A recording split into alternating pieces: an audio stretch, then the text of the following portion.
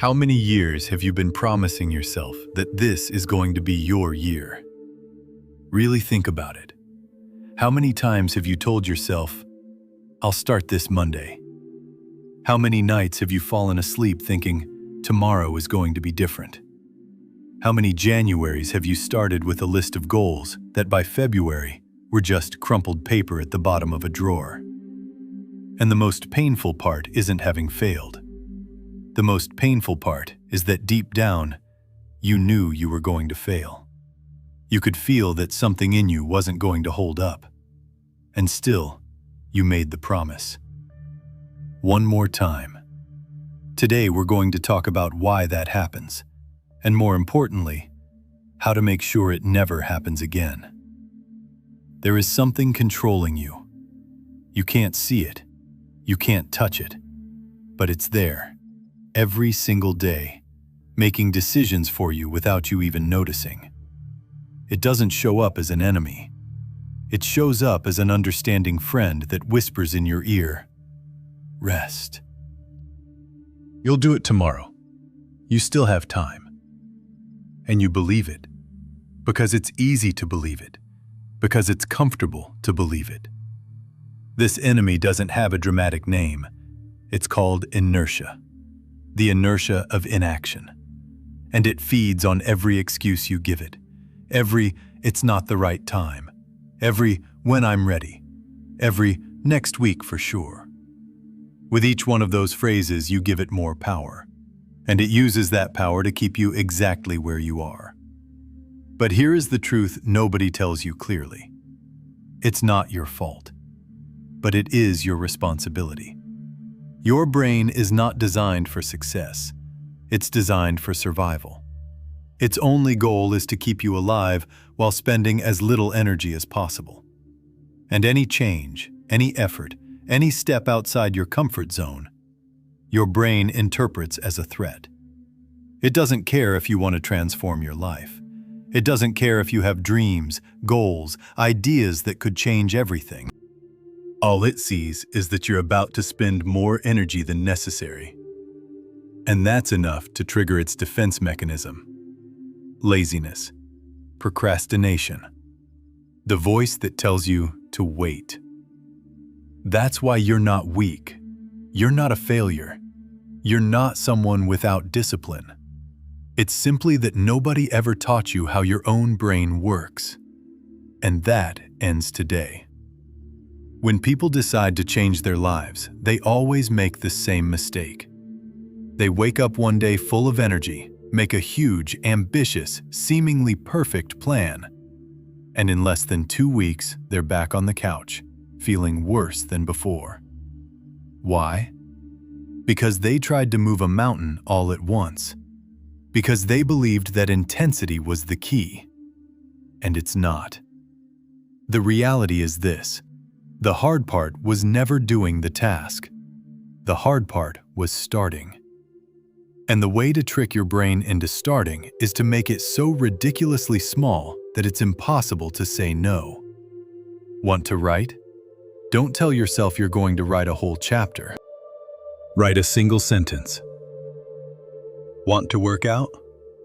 Don't tell yourself you're going to the gym for an hour. Do a single push-up. Want to read more? Don't tell yourself you'll read a book a week. Read a single page. Does it seem like too little? Good. That's exactly the point. Because when you write one sentence, you write another. When you do one push-up, you do 10. When you read one page, you read 20. Movement creates movement. Action calls for more action. And it all starts with something so small that your brain doesn't even register it as an effort. Progress is not an explosion. It's a silent accumulation of small actions, repeated over and over again. Look at anyone you admire. Any expert, any athlete, any creator. Not one of them started out great. They all started with something so small it was almost embarrassing. The difference is that they started, and they didn't stop. So the next time something seems too big, too hard, too far away. Don't think about the goal. Think about the smallest possible step and take it. Now. Good. Now you know how to start. But there's another problem nobody solves. Even when you do start, most people can't keep it up over time. And the reason is always the same. They rely on motivation, and motivation is not a reliable resource. Motivation comes and goes. One day you're fired up, ready to take on the world. The next, you don't even want to get off the couch. And if you wait to feel motivated before you act, you'll be waiting your whole life. The solution is not to have more motivation. The solution is to not need it. How? By eliminating the decision. Every time you have to decide whether to do something or not, there is an opportunity to fail. Should I work out today? Should I read tonight? Should I work on my project? Every question is a crack where the excuse slips through. And sooner or later, your brain is going to find the perfect reason to say no. But think about this.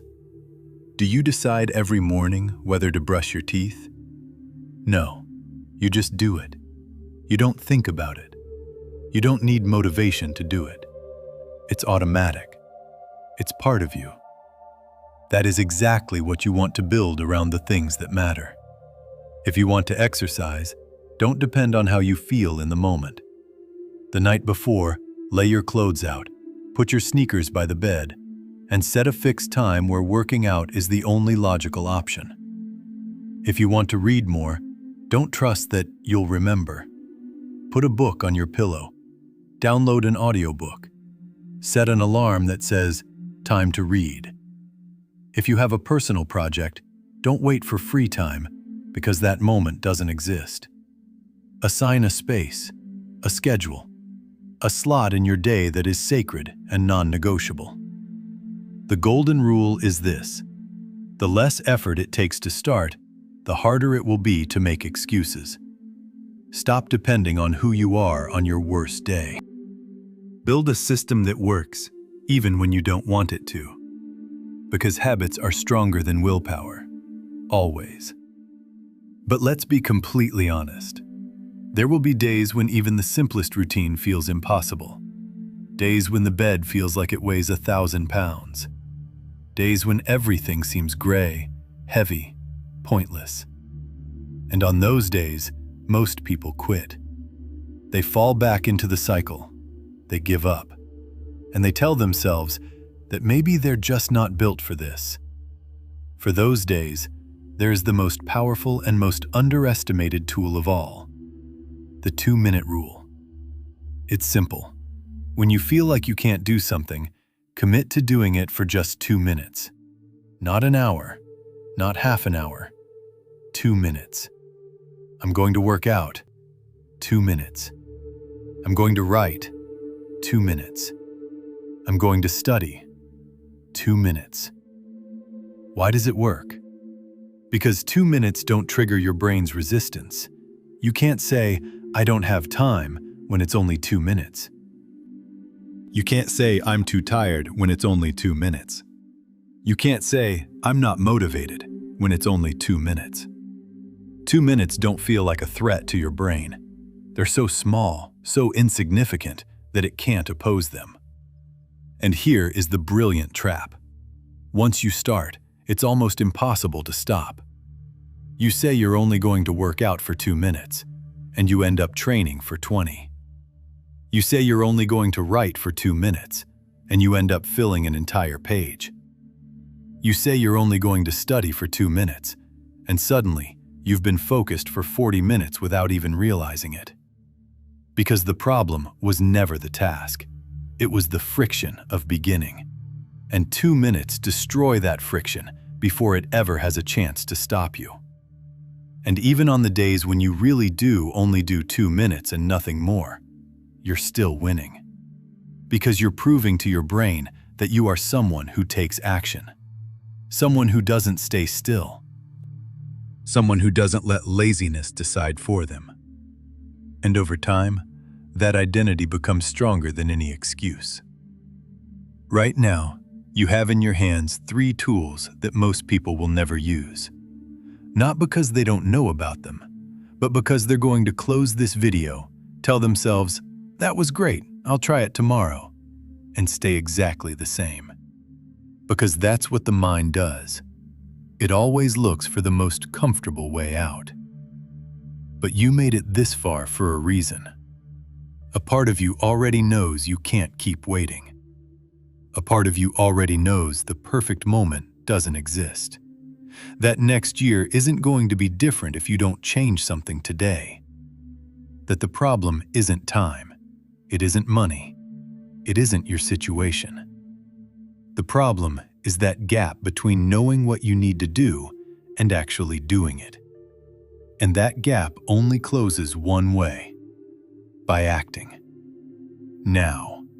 Not when you finish watching the video. Not when you're done eating. Not when you've rested a little more. Now.